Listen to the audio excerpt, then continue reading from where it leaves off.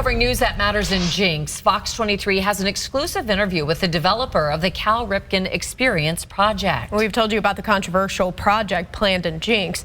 FOX23's Michelle White is live after talking with the developer. Shay and Sarah, in that interview with developer Dwayne Phillips, I learned he took an unusual step to show that the development will not be a noise issue for neighbors.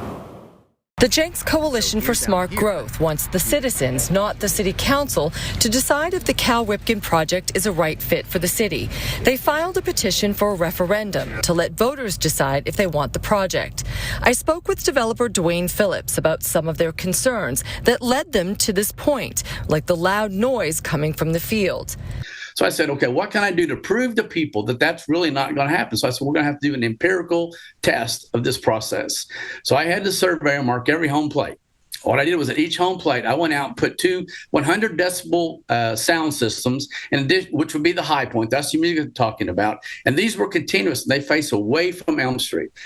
He said he took all but one of the city council members there one by one to show them they couldn't hear the sound. Brad Lenhart is the founding member of Jenks Coalition for Smart Growth. I think we all know that sound carries beyond what a study, what he did, could be.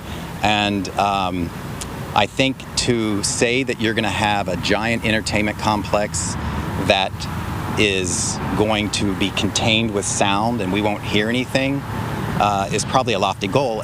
Andy said the city doesn't have a sound ordinance or a way to enforce it.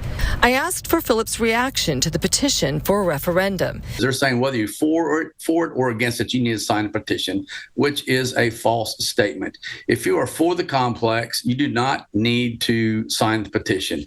He says to trust the city council's decision. Lenhart says that decision belongs to the citizens.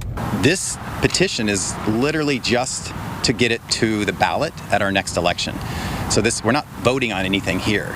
He says the response from the community has been enthusiastic, that they're standing up to the city council. Jay and Sarah, the Jenks Coalition for Smart Growth has until July 27th to get enough signatures to put a referendum on the ballot. Live in Jenks, covering news that matters. Michelle White, Fox 23 News.